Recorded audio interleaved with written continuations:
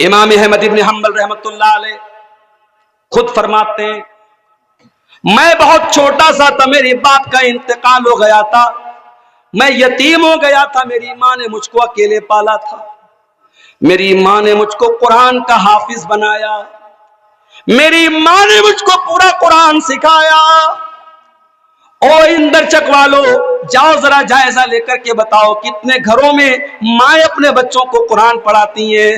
مدرسے نے پڑھا دیا تو کون سا کمال ہو گیا، اساتذہ نے پڑھا دیا تو کون سا کمال ہو گیا؟ ارے کمال تو یہ ہے جب ماں قرآن کی حافظہ ہو اور ماں اپنے بچوں کو قرآن یاد کرا دے۔ احمد ابن حنبل کہتے ہیں میری ماں نے مجھ کو قرآن کا حافظ بنایا، فجر کی اذان ہوتی تھی، حی علی الصلاۃ کی آواز آتی تھی، مسجد میرے گھر سے کافی دور تھی، میری ماں نقاب پہنتی تھی، میری انگلی پکڑ کر کے مسجد میں لے کر کے جاتی تھی، اپنے لیڈیز سیکشن میں چلی جاتی تھی اور مجھے مردوں کے سیکشن میں بھیجتی تھی، پابندی سے 5 ٹائم کی نماز میری ماں مجھ سے پڑھواتی تھی۔ او لوگوں، ایسی ماں کی تربیت ملی تو دنیا کو احمد ابن حنبل ملتے ہیں، اتنے بڑے امام ملتے ہیں۔ ان ماؤں کی کمی کو کوئی پورا نہیں کر سکتا میرے ساتھ۔ ایک صحابی جن کا نام فروخ تھا، اللہ کے نبی کے صحابی، ان کا نام فروخ تھا، وہ میدان جہاد میں جا رہے تھے، میدان جنگ میں جا رہے تھے، جانے کے ٹائم اپنی بیوی کے پاس آتے ہیں اور 40,000 درہم اپنی بیوی کو دیتے ہوئے کہتے ہیں اے میری بیوی تو پریگننٹ ہے، تجھے بچہ ہونے والا ہے، مجھے نہیں معلوم میں زندہ واپس لوٹوں گا یا نہیں لوٹوں گا، اگر میں نہ لوٹ پاؤں تو یہ 40,000 درہم بہت بڑی رقم ہے، میں دے کر کے جا رہا ہوں، میرا بچہ جو پیدا ہوگا اس بچے کا خیال رکھنا اور اس 40,000 روپے کا صحیح استعمال کرنا، اس کو صحیح جگہ خرچ کرنا۔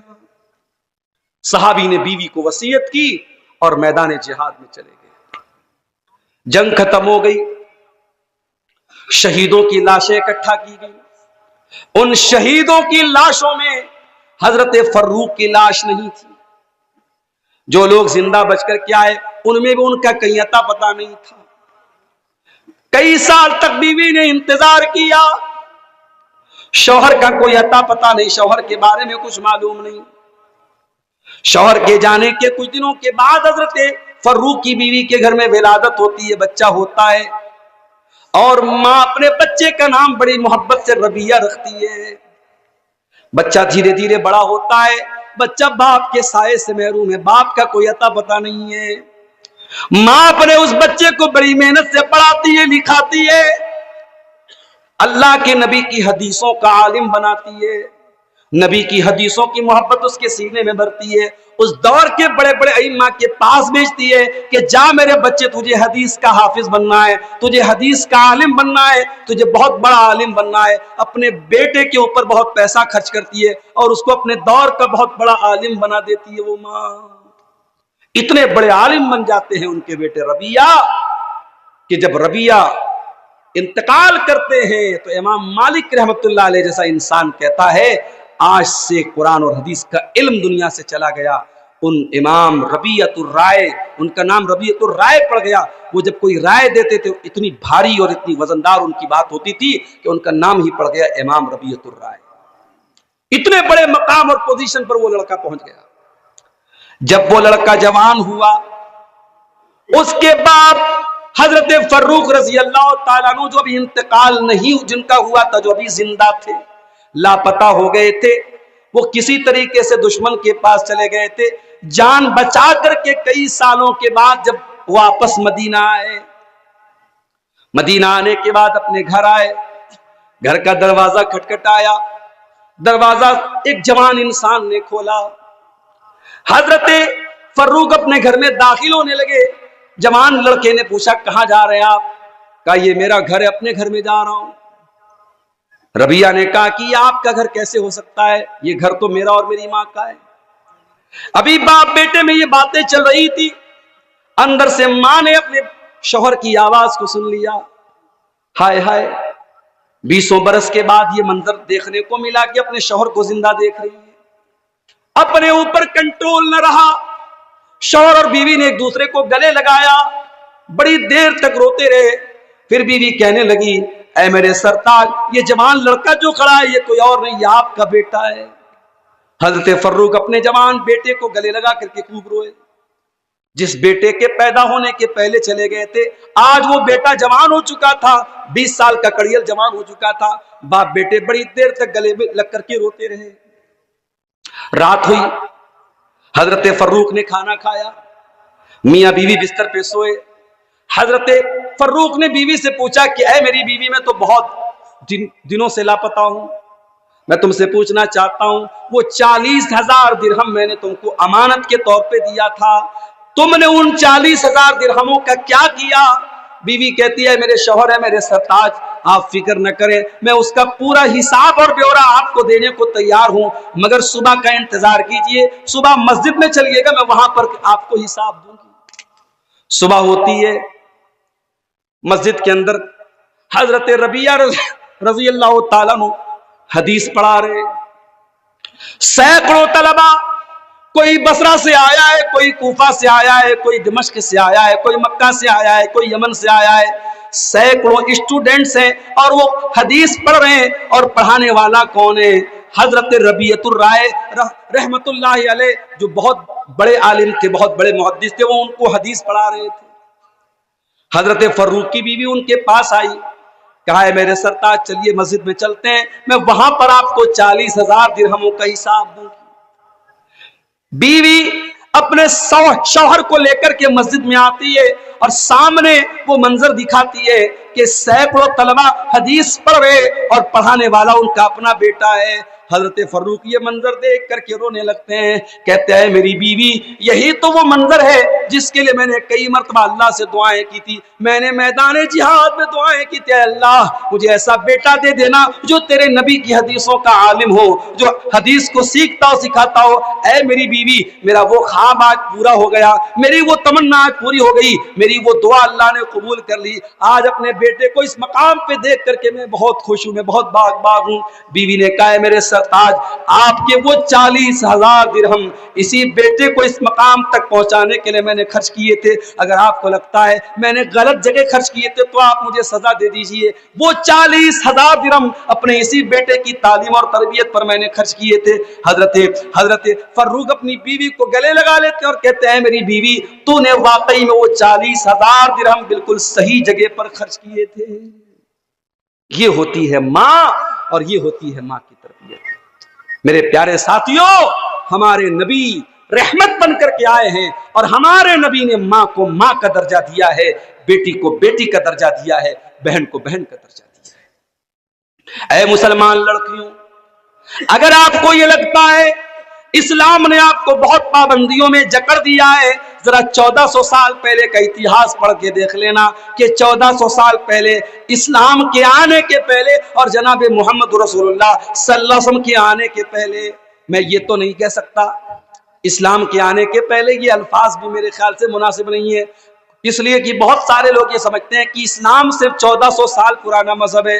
اسلام تو آدم علیہ السلام کے زمانے سے لے کر آج تک جو اللہ کا دین ہے وہ اسلام ہی ہے, سارے نبیوں کا دین اسلام ہے. ہاں, اسلام کے الگ الگ ایڈیشن آئے, اسلام کے الگ الگ سنسکرن آئے.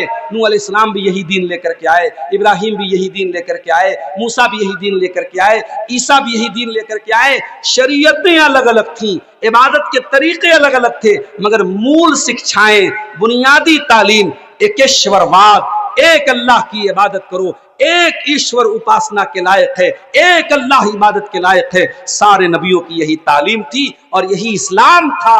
اس لیے ہمارے بہت سارے ہندو بھائی جو یہ سمجھتے ہیں کہ صاحب اسلام 1400 سال پرانا مذہب ہے, وہ اپنے اس غلط فہمی کو دور کر لیں. اسلام کوئی 1400 سال پرانا مذہب نہیں ہے. آپ سناتن کی بات کرتے ہیں اور کہتے صاحب ہمیشہ سے سناتن رہا ہے, تو یاد رکھیے سناتن کیا ہے, اصل دین کیا ہے, اصل دھرم کیا ہے. جو ہمارے باپ آدم, جو منو, جن کے اوپر ہمیں منشیہ کہا جاتا ہے, جن کی اولاد کو منشیہ کہا جاتا ہے, منو کون تھے, آدم کون تھے؟ قرآن کہتا آدم بھی ایک اللہ کی توحید والے تھے, اور آدم سے بھی جب غلطی ہوئی ہے انہوں نے اللہ کے آگے ہاتھ اٹھایا تھا اور دعا کی تھی, ربنا ظلمنا انفسنا وان لم تغفر لنا وترحمنا لنکونن من الخاسرین. اے پروردگار, ہم نے اپنی جان پر ظلم کیا ہے, اور اگر تو نے نہیں بخشا اور تو نے رحم نہ کیا تو ہم خسارہ اٹھانے والوں میں سے ہو جائیں گے. آدم بھی اسلام کو فالو کرتے تھے اور جناب محمد رسول اللہ صلی اللہ علیہ وسلم بھی اسلام کو لے کر کے آئے تھے۔ اسلام کوئی 1400 سال پرانا مذہب نہیں ہے، اسلام آدم علیہ السلام سے لے کر کے آج تک اور قیامت تک جو صحیح دھرم ہے وہی اسلام ہے۔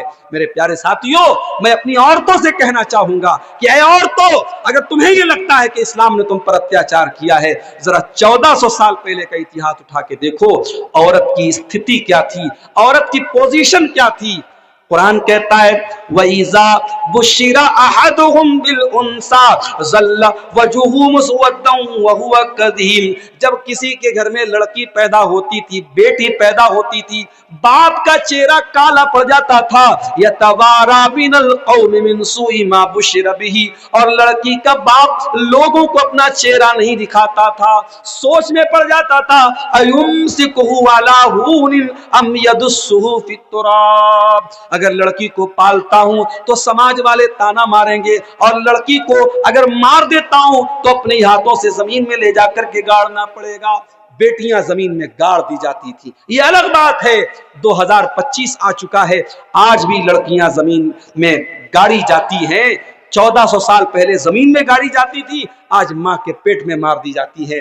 بھارت میں، ہمارے ملک میں کروڑوں لڑکیاں ہر سال اور لاکھوں لڑکیاں روزانہ ماں کے پیٹ میں مار دی جاتی ہیں۔ وجہ کیا ہے؟ لڑکی کی پرورش مشکل ہے، جہیز دینا پڑے گا، شادی میں زیور دینا پڑے گا۔ آج حالات یہ ہیں، بنارس میں ابھی ایک ہفتہ پہلے حیدرآباد کے ایک صاحب آئے، کہنے لگے مولانا صاحب یہ بتائیے لڑکی کی شادی میں کتنا خرچ آتا ہے آپ کے یہاں؟ میں نے کہا عام طور سے لڑکی کی شادی میں، بنارس کی میں بات کروں، بنارس میں پھر بھی رسم و رواج کم ہے، لیکن 1,00,000 2 لاکھ تو روپیے تو بہرحال چاہیے۔ کہا کہ مولانا ہمارے حیدرآباد کی سرزمین پہ لڑکی کی شادی کرنا ہے، سب سے پہلے میرج ہال لینا پڑے گا۔ میرج ہال کم سے کم 2 لاکھ کا، 1 لاکھ کا زیور دینا پڑے گا، 2 سے 3 لاکھ کا کھانا کرنا پڑے گا۔ ایک غریب آدمی، ایک مڈل کلاس آدمی 5-6 لاکھ کا منیمم اس کو انتظام کرنا پڑے گا۔ لوگ سود پر قرضہ لے رہے ہیں، لوگ بینکوں سے لون لے رہے ہیں، لوگ اپنا گھر بیچ کر کے اپنی لڑکیوں کی شادی کر رہے ہیں۔ انہوں نے کہا کہ مولانا اس کو روکنے کے لیے آپ کے پاس پلان کیا ہے؟ آپ لوگ تقریریں کر رہے ہیں مگر آپ کی تقریروں سے کوئی اثر ہونے والا نہیں نظر آ رہا ہے۔ آج بھی لڑکیوں کی شادی میں یہ سارا خرچہ ہو رہا ہے اور لوگ کہتے ہیں بھائی حرام کہاں ہے؟ ٹھیک ہے، نبی کے دور میں لڑکی کی شادی پہ دعوت نہیں ہوئی، کیا لڑکی کی شادی کی دعوت حرام ہے؟ حرام تو نہیں ہے، جب حرام نہیں تو ہم کر رہے ہیں۔ میرے پیارے ساتھیوں، ضروری نہیں ہے کہ ہم ہر چیز کو حرام اور حلال کے اینگل سے دیکھیں۔ ٹھیک ہے، لڑکی کا باپ اپنی خوشی سے دعوت دے رہا ہے، ہم حرام نہیں کہہ سکتے، کوئی مفتی اس کو ڈائریکٹ حرام نہیں بولے گا، مگر آپ اس کا انکار تو نہیں کر سکتے کہ نبی کے دور میں اس کا چلن نہیں تھا، نبی کے دور میں کوئی بارات کا چلن نہیں تھا، نبی کے دور میں کوئی ہلدی کی رسم نہیں تھی، نبی کے دور میں کوئی منگنی کی رسم نہیں تھی، نبی کے دور میں طاقت ہو یا نہ ہو، صرف سوسائٹی میں ناک کو بچانے کے لیے مہنگے مہنگے زیورات۔ آج سونے کا دام آپ دیکھیے 1 لاکھ کے قریب چل رہا ہے، اور لڑکی چاہے غریب کی ہو چاہے امیر کی ہو، اتنا زیور ہمیں دینا پڑے گا۔ یہ کیوں آپ نے اپنے اوپر ایک بوجھ ڈال کے رکھا ہے میرے پیارے ساتھیوں؟ اور افسوس تو تب ہوتا ہے جب ان غریب لڑکیوں کے گھر میں شادی کرنے والا لڑکا جو خود بھی بہت غریب ہوتا ہے، اس کا باپ مونچھوں پہ تاؤ دے کے کہتا ہے کہ صاحب ہم 50 لوگوں سے، 100 لوگوں سے، 200 لوگوں سے بارات لے کے آئیں گے۔ اسے معلوم ہے لڑکی کا باپ بڑی مشکل سے رکشہ چلاتا ہے، ٹالی چلاتا ہے، مزدوری کرتا ہے، بڑی مشکل سے پیٹ بھرتا ہے، اس کو معلوم ہے لڑکی کے گھر والوں کی حیثیت، اس کے باوجود وہ مونچھوں پہ تاؤ دے کے کہتا ہے ہمارے 100 باراتی آئیں گے، ان کا اچھا ناشتے پانی کا انتظام کر دینا، ان کو کھلا دینا۔ یہ بے غیرتی کیوں ہو رہی ہے میرے پیارے ساتھیوں؟ اور آج لڑکی کے باپ کو زکوٰۃ مانگنی پڑ رہی ہے۔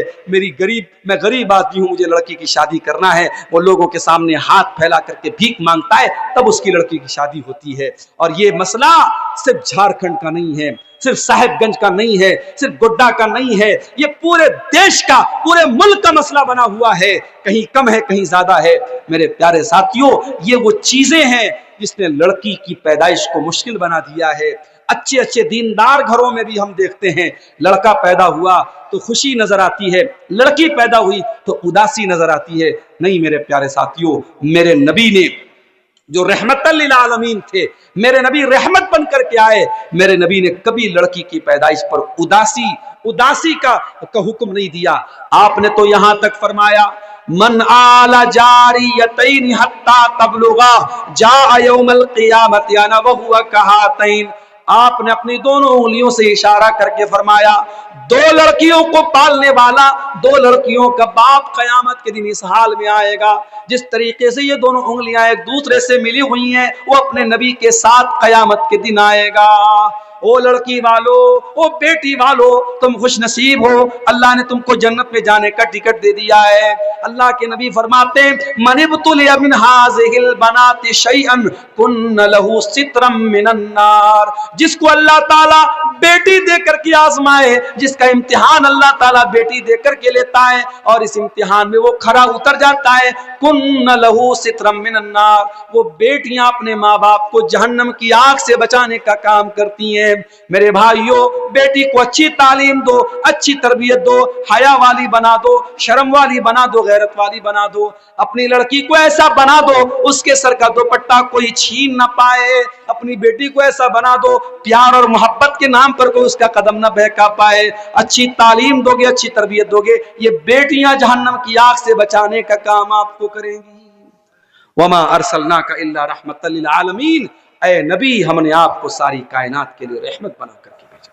ہمارے نبی عورتوں کے لیے بھی رحمت بن کر کے آئے۔ یہی عورت جب نکاح کر کے آپ اپنے گھر میں بیوی کی حیثیت سے لاتے ہیں، قرآن کہتا ہے ہن لباس لکم وانتم لباس لہن۔ اے مردو، جن عورتوں سے تم نے نکاح کیا ہے یہ عورتیں تمہارے لباس کا درجہ رکھتی ہیں۔ جس طریقے سے لباس تمہاری باڈی سے لگا ہوا ہے، تمہارے شریر سے لگا ہوا ہے، یہ عورتیں تمہاری زندگی کا پارٹ ہیں، تمہاری زندگی کا حصہ ہیں، تمہارے جیون کا حصہ ہیں۔ ان عورتوں کے ساتھ پیار اور محبت سے پیش آنا۔ قرآن کہتا ہے وَمِنْ آيَاتِهِ أَنْ خَلَقَ لَكُم مِّنْ أَنفُسِكُمْ أَزْوَاجًا لِتَسْكُنُوا إِلَيْهَا۔ اے میرے بندو، اللہ کی نشانیوں میں سے ایک نشانی یہ بھی ہے کہ اس نے تمہاری بیویوں کو بنایا تاکہ تم ان سے سکون حاصل کرو۔ وَجَعَلَ بَيْنَكُمْ مَوَدَّةً وَرَحْمَةً، اور اللہ نے میاں بیوی کے بیچ میں محبت اور رحمت پیدا کر دی ہے۔ اذان ہو رہی ہے، فجر کی اذان ہونے لگی میرے پیارے ساتھیوں۔ میں یہیں سے اپنی بات کو ختم کرتا ہوں۔ نماز کا ٹائم ہے، اذان ہو رہی ہے، آپ لوگوں نماز پڑھ کے ہی اپنے گھروں کو جائیے گا۔ ماں و بہنوں سے بھی کہوں گا کہ نماز پڑھ کے ہی آپ جو ہے سوئیے گا۔ یہ 2-3 سوال آئے ہیں، مختصر میں جواب سن لیجئے۔ کسی کا شوہر انتقال کر جاتا ہے تو شوہر اور بیوی کے رشتہ دار اس شوہر کی جو بیوی ہے اس کو نیا کپڑا دیتے ہیں، تو کیا یہ قرآن و حدیث کی روشنی میں صحیح ہے یا نہیں؟ بالکل یہ غلط ہے، یہ رسم ہے جس کو لوگوں نے بنایا ہے۔ پھر وہی بات آتی ہے، اس طریقے کی رسمیں سماج میں جب چلنے لگتی ہیں تو پھر وہ ضروری بن جاتی ہیں، سماج کا ایک حصہ بن جاتی ہیں، اس کو جو ہے وہ کمپلسری لوگ سمجھنے لگتے ہیں۔ اس لیے اس طریقے کی رسموں سے بچیے، چاہے شادی کا مسئلہ ہو، چاہے میت کا مسئلہ ہو۔ جو چیزیں قرآن حدیث سے ثابت نہیں ہیں اس کو آپ شریعت کا درجہ مت دیجیے۔ اللہ تعالیٰ ہمیں نیک عمل، اچھی سمجھ کی توفیق عطا فرمائے۔ رب العالمین ہمیں دین پر چلنے والا بنائے۔ جس طریقے سے آج کا پروگرام آپ لوگوں نے سکون کے ساتھ، صبر کے ساتھ سنا ہے، آنے والی رات میں بھی ہمیں صبر و سکون کے ساتھ اللہ پروگرام میں شامل ہونے، علماء کے بیانات کو سننے اور عمل کرنے کی توفیق عطا فرمائے۔ آمین وآخر دعوانا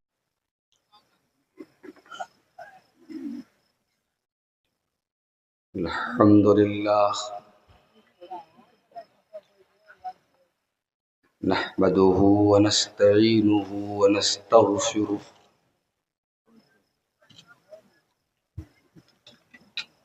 ونعوذ بالله من شرور أنفسنا ومن سيئات أعمالنا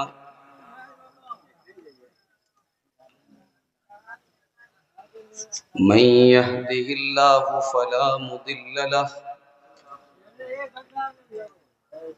ومن يضلل فلا هادي له وأشهد أن لا إله إلا الله وحده لا شريك له وأشهد أن محمدا عبده ورسوله یا ایھا الذین آمنوا اتقوا اللہ حق تقاتہ ولا تموتن الا وانتم مسلمون یا ایھا الناس اتقوا ربکم الذی خلقکم من نفس واحدہ وخلق منها زوجها وبث منهما رجالا كثيرا ونساء واتقوا الله الذي تساءلون به والأرحام إن الله كان عليكم رقيبا يا أيها الذين آمنوا اتقوا الله وقولوا قولا سديدا يصلح لكم أعمالكم ويغفر لكم ذنوبكم ومن يطع الله ورسوله فقد فاز فوزا عظيما أما بعد فإن خير الحديث كتاب الله وخير الهدي هدي محمد صلى الله عليه وسلم وشر الأمور محدثاتها وكل محدثة بدعة وكل بدعة ضلالة وكل ضلالة في النار أعوذ بالله من الشيطان الرجيم بسم الله الرحمن الرحيم وما أرسلناك إلا رحمة للعالمين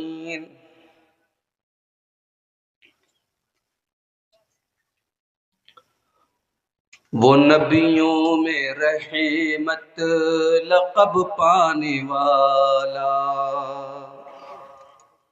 وہ نبیوں میں رحمت لقب پانے والا مراد غریبوں کی برلانے والا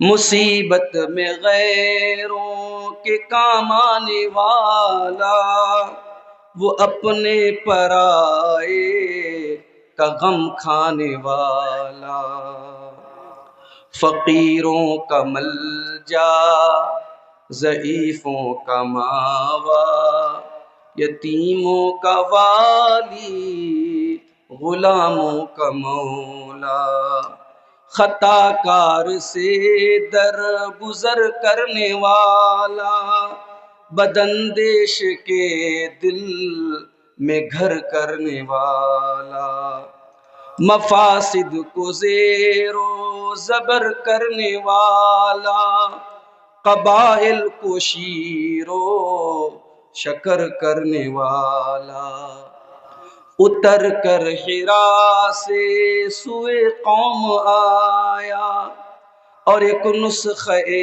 کیمیا ساتھ لایا مسے خام کو جس نے کندن بنایا کھرا اور کھوٹا الگ کر دکھایا عرب جس پہ قرنوں سے تھا جہل چھایا بس پلٹ دی بس ایک آن میں اس کی کایا رہا ڈر نہ بیڑے کو موجے بلا کا ادھر سے ادھر پھر گیا رخ ہوا کا وہ نبیوں میں رحمت لقب پانے والا مراد غریبوں کی برلانے والا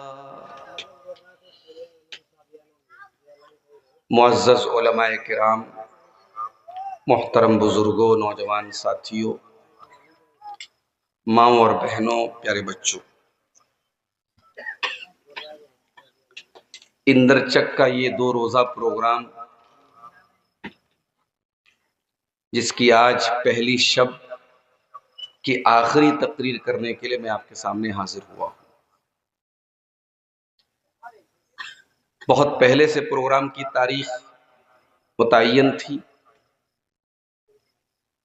اور دونوں دن پروگرام میں شامل ہونے کا میں نے وعدہ بھی کیا تھا ذمہ داروں سے، مگر آج بنارس میں ارادہ یہ تھا کہ کلاس کر کے میں نکلوں گا اور یہاں 12 بجے کے آس پاس پہنچ جاؤں گا۔ کچھ ایمرجنسی آ گئی اور مجھے بنارس سے نکلتے نکلتے شام کے تقریباً 5:30 بج گئے، اور بنارس یہاں سے تقریباً 550-600 کلومیٹر کے آس پاس۔ بنارس سے میں پٹنہ آیا، وہاں ہمارے ڈرائیور صاحب پہلے سے موجود تھے، تیار تھے، اور نان اسٹاپ بغیر رکے ہوئے پٹنہ سے لگاتار گاڑی چلاتے ہوئے، راستے میں صرف سی این جی بھروانے کے لیے جو 2-4 منٹ ٹائم لگا ہوگا وہی لگا، بغیر کچھ کھائے پیے ہم لوگ، چونکہ یہ بھی تھا کہ پروگرام میں پہنچنا بھی ہے، ہم ابھی تقریباً 2:30 بجے کے قریب آپ کے اس گاؤں میں داخل ہوئے۔ ہمارے عزیز دوست شیخ ابوالکلام سلفی حفظہ اللہ تربیت اولاد کے موضوع پر بہت ہی خوبصورت خطاب کر رہے تھے۔ اس موضوع پر جتنا بھی بولا جائے کم ہے، جب تک ہم اپنی اولاد کی تربیت پر توجہ نہیں دیں گے، ہم نہیں بچا سکتے اپنی آنے والی نسلوں کو۔ اب وہ زمانہ نہیں ہے کہ آپ مدرسے کے بل پہ یہ توقع رکھ لیں کہ آپ کا بچہ سدھر جائے گا، کتابیں پڑھ کے سدھر جائے گا، استاذ لگا دیں گے سدھر جائے گا، نہیں، آپ کو جاگنا پڑے گا۔